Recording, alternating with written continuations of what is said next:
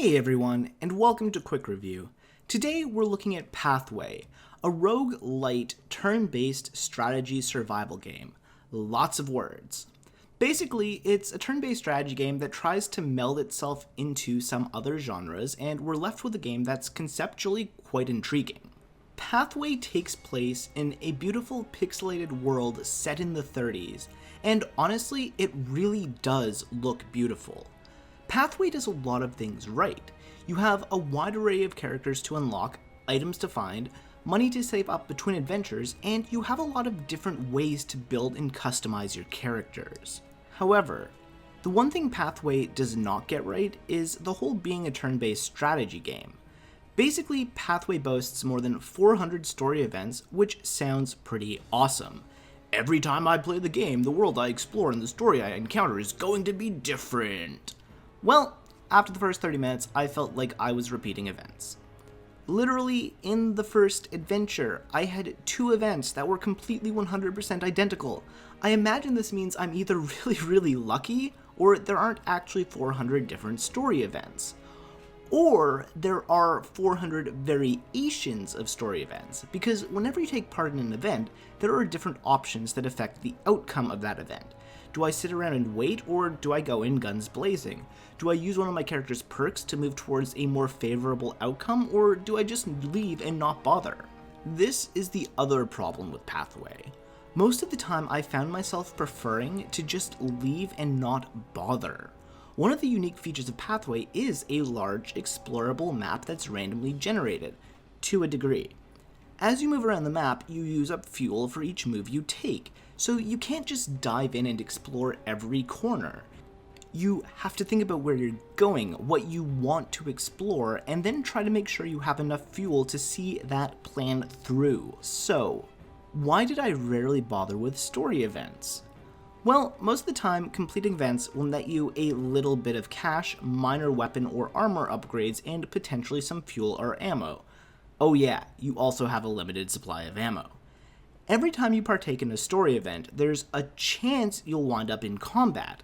Combat generally ensures you're going to lose some ammo, you're probably going to lose some health or armor, and the rewards rarely outweigh the time you invested. The only time I found myself looking for a fight was when I was low on fuel. Which isn't what you'd expect. I get that there are survival aspects to this game. You're on a long, grueling quest that takes a toll on your characters and your supplies, but creating a system that actively discourages interaction seems like a problem. Okay, but I said that it wasn't a great turn-based strategy game either. Yeah, the first adventure and a half were actually a lot of fun. I was learning about the game, discovering new enemies, new strategies, and it was genuinely enjoyable. However, what eventually happens is that every single encounter becomes exactly the same. The element of strategy actually just disappears. If you're fighting soldiers, you hide behind boxes and focus fire 1 or 2 guys. Are you fighting zombies? Just shoot and walk backwards. They won't catch you. Sure, you'll always take a bit of damage, but you shrug it off and move on to doing the exact same thing again and again, depending on how many times RNG decides it hates you today. Once you come up with a general approach to fights, you also run out of ammo problems, and that essentially becomes a resource you don't have to worry about. In fact, that's another problem. Once you get a hang of the game, you just stop caring about the resources that add to the survival elements of this game. If you take on encounters from time to time and go around to the shops on the map, you absolutely never run into resource problems. However, you can raise or lower the difficulty of any adventure, so if you want to have resource problems, you can. That's a thing. The last thing I want to mention are the 16 unlockable characters.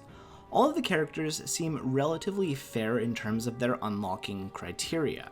I unlocked almost all of the characters by just playing the game. There are a few with very specific conditions, but for the most part, there's a great variety in character selection.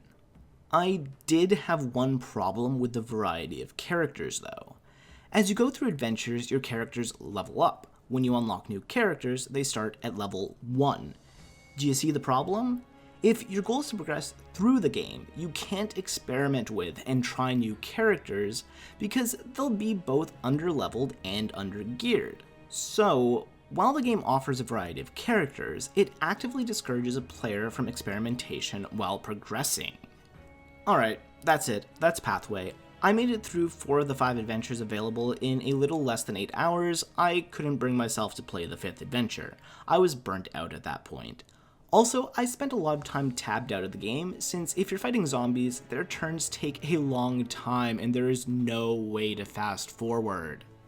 The game has signs of being something good, but in its current state, it feels unbalanced, repetitive, and honestly incomplete.